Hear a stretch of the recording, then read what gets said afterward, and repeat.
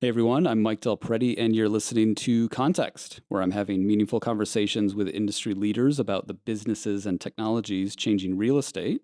My guest today is Chris Heller. Hey, Chris. How are you doing, Mike? I am awesome, thank you.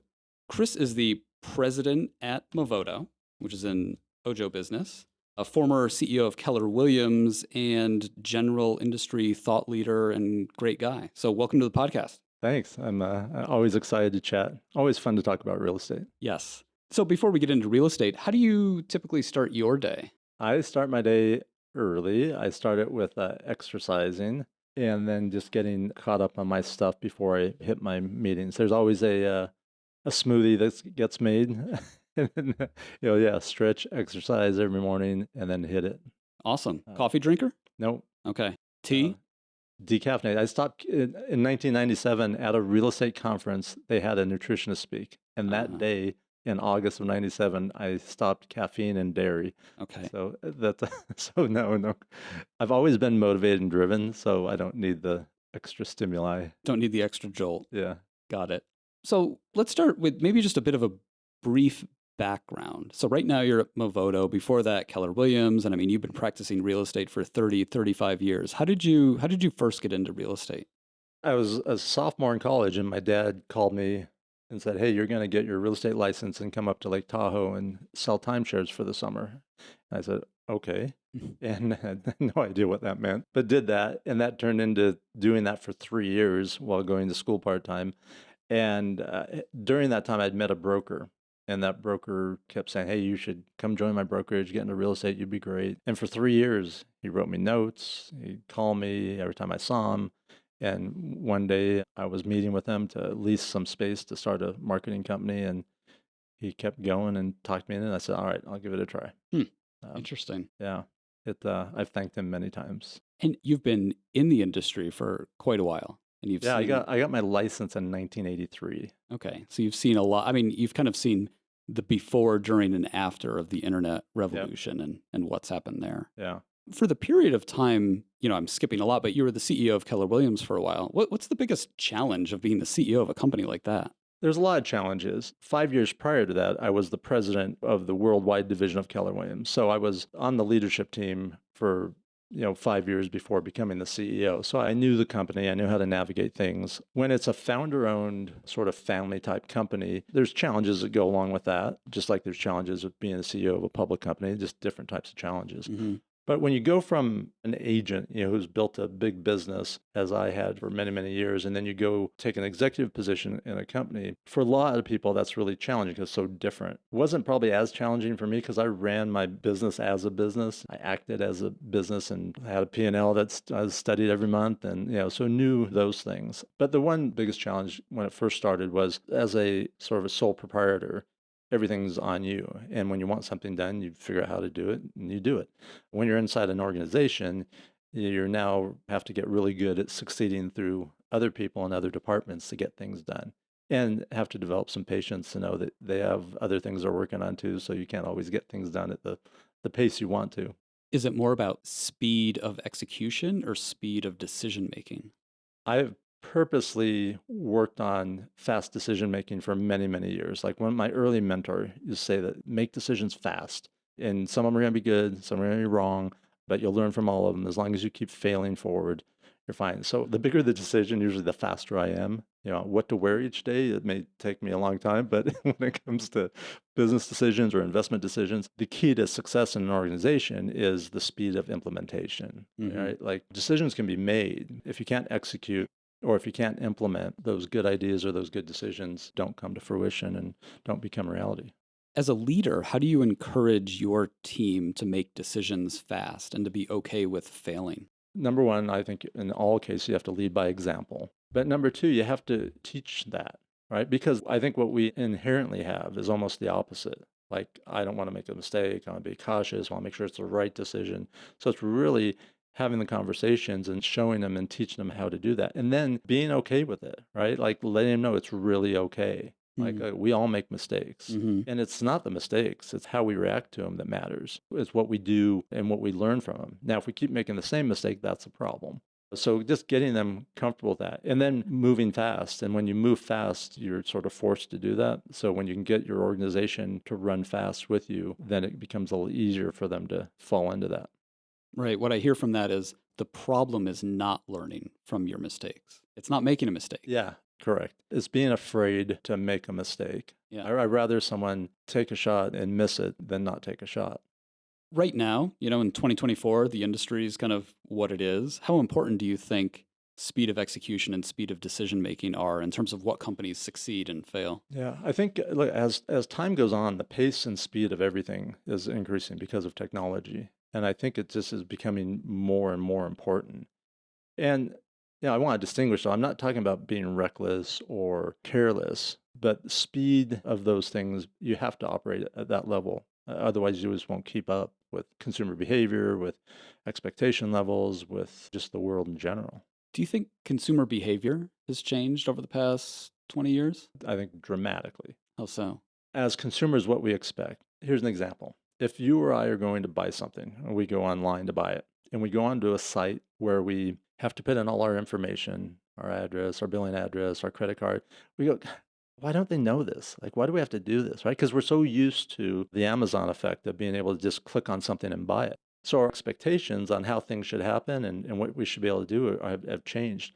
So consumer expectations and behavior keep being propelled more and more and more because of the advancements in technology. So when I talk about consumer behavior, I'm talking about in terms of that. Now, in real estate, if we talk about consumer behavior, has that really changed? Probably not as much, Hmm. right? People Mm-hmm. like houses for the most part. Most of them rather own than rent. They see the value. The reasons they move and the reasons they buy up until the pandemic were pretty consistent and comparable across different markets.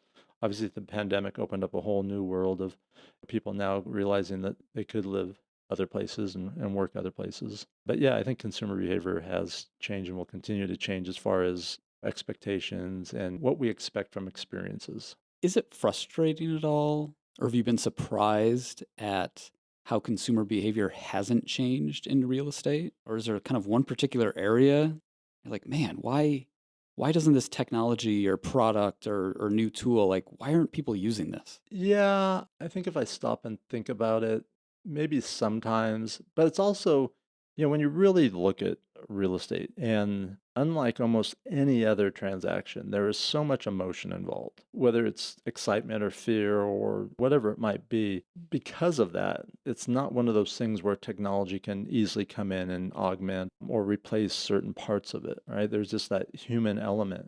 I buy and sell a lot of real estate in 4 different states. I just flew in from Missoula, where I just bought a property for two of my daughters who are going to school there now. And I know how to find properties. I know how to negotiate properties. I know what to look for. I know all those things. But having a local agent that truly understands that market, experienced agent, I can say, hey, these two homes, very comparable, same distance to the school. What do you think? Which one? Hmm. Oh, hands down, that one. And here's the 5 reasons why. I wouldn't know that like from the outside. So having that local expert that you can interact with is real important.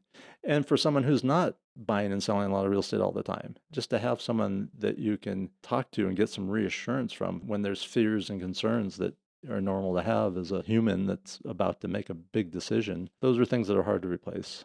Would you agree that that's kind of an immutable law of real estate? So far, it has been. Yeah. Yeah. What's another one? Something you've learned? What people look for, what they think is important when they're selling their home, and what they think is important when they're buying their home hasn't changed a lot. And probably more times than not, what's really important to them is not what they thought it was. I'll give you an example. Yeah. So a buyer says, we want a 2-story house on a big lot, and that's what's important to us. And they end up buying a 1-story home on a small lot with a view. They walked into a home and they go, oh my gosh, this is it. Feels right. Now, I've walked into homes with thousands of buyers, and I've walked into homes where I know it was everything they were looking for and like the right home for them. Hmm. And they'll say, no, I don't think so. What's causing it not to be that? And sometimes they'll be like, well, I don't know. It's just, and there might be an odor in the house. Like I remember walking into a home where they had just cooked something that had a strong food odor. The buyer couldn't get past that. Now they didn't even know that's what it was until I kept asking questions, or the color of the walls. Oh, no, no, we could never live in this house. Well, what did stop you from living in the house? Well, I don't know. It's just like, it's so dark and these colors. Are you talking about the paint? And then, yeah, well, okay. So if we close our eyes and we imagine white walls and just every one of these walls is white and we focus on the floor plan, the features, the view, and everything else, how's the house look? I was, well, yeah, I guess. All right, we can paint the walls. So anyway, so things like that. Or a seller thinking, gosh, I need to do all these things that I've been wanting to do to my house. I need to do them before I sell it, which some of them they probably should, but most of them they don't need to. And it's kind of ironic. Those are things they've been wanting to do to their home for the last 5 years, and now they're going to do them and not be able to enjoy it because they'll be moving in 90 days, and the next buyer will enjoy what they did and the expense that they put into doing it. Those things haven't changed. Those things I still see those happen with buyers and sellers. If you think about the industry as a whole, why do you think the industry is so slow to change? It's an industry of independent contractors that all do things differently. They're all taught different ways, that all have different practices. And getting an organization to all march to the same tune is not an easy thing to do. And I know that because I did that. But getting an industry to turn left or turn right and change is very slow. Now, I've seen our industry change a lot faster in the last several years than it had before. And part of that is because information gets disseminated much, much quicker. Whether it's all the Facebook groups that agents are part of, where they're learning about different tactics or things where they pick up things much quicker than they used to.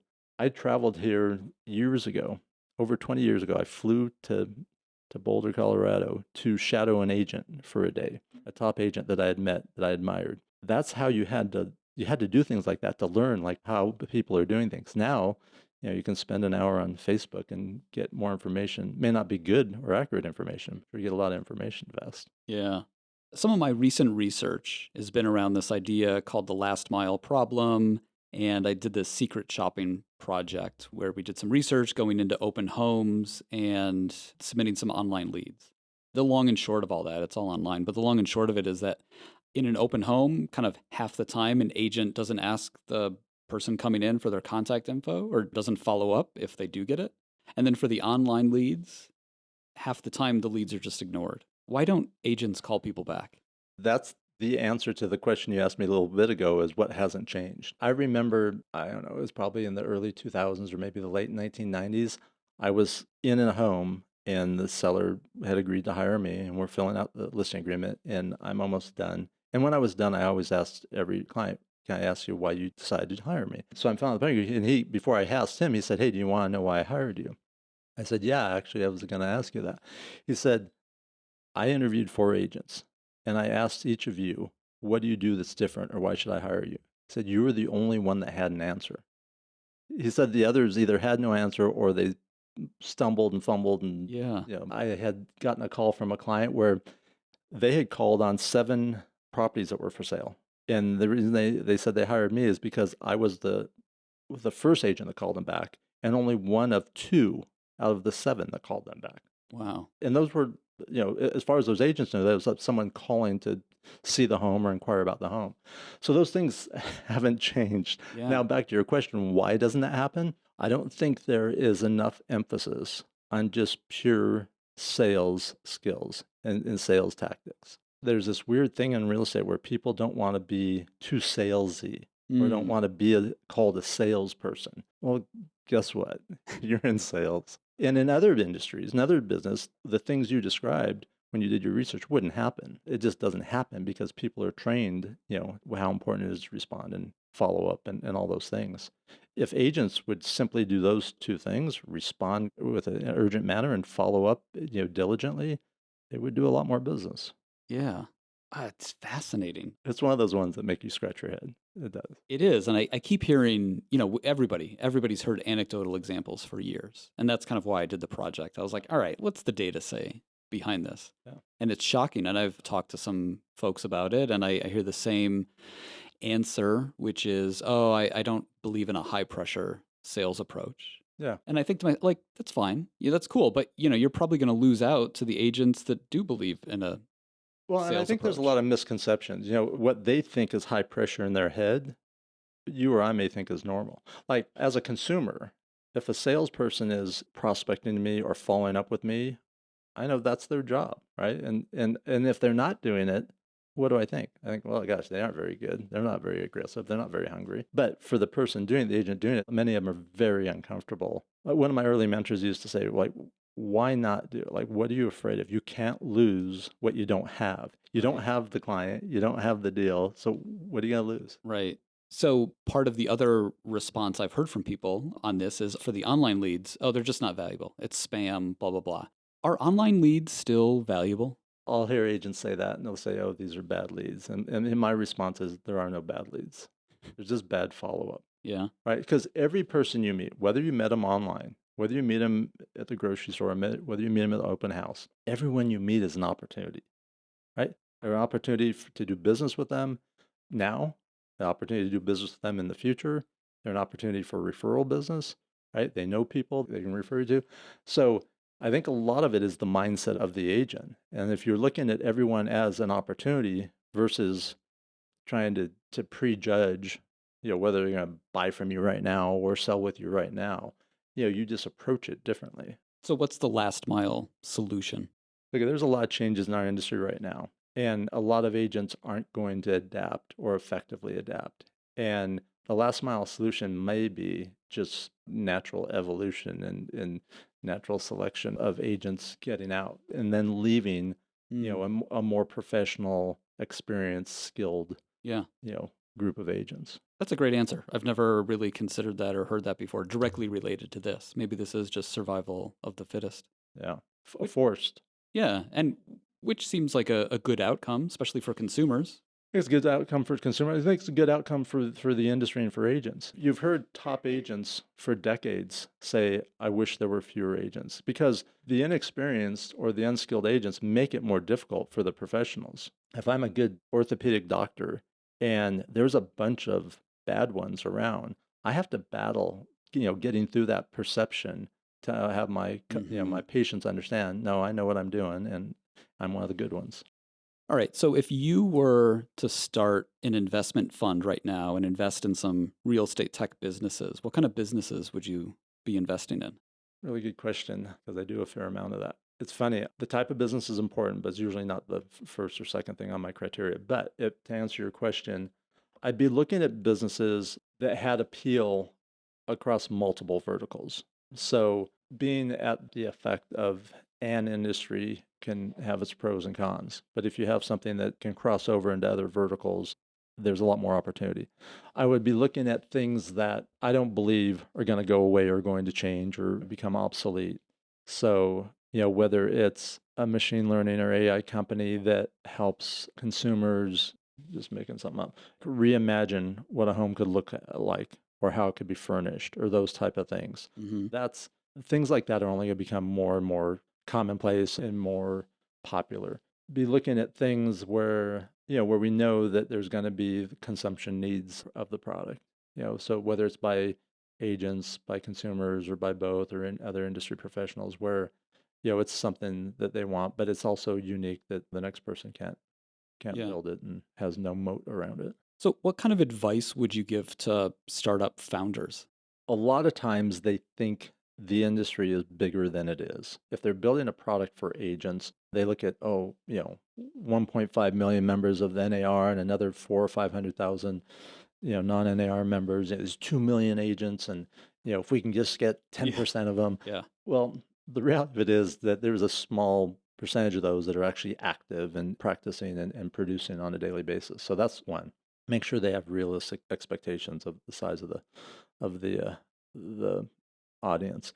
And the other is, one of the biggest mistakes I see them make is the founders, their product people, their engineers build logical solutions and try to employ logical tactics to acquiring customers, selling, building everything else, to an industry that operates with almost no logic. In fact, Hmm. the way I say it is, the startup graveyard in real estate is full of companies who tried to apply logic to an industry that operates without any.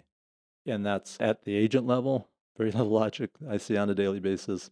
at the brokerage level and even at the company, national company levels. Yeah, no, that's similar. I've said a number of times to folks listening to their pitch, that sounds like a really rational approach. The problem is you're talking to an industry or agents who are making irrational decisions. And it's no judgment, Yeah. but it's the fact, you That's the know? fact. And the industry is dealing with consumers that are oftentimes making irrational decisions, Right. on why they're going to buy now or what they're going to buy or if they're going to buy or if they're going to sell or when they're going to sell. It's an interesting thing, and it's hard for people from outside the industry to really grasp that. The image in my mind that I've told people is I think about when my daughters were younger, getting them to brush their teeth, right? You can go up to them and show them a bar chart outlining the ROI of brushing your teeth. Very rational approach. Do you think that's going to work?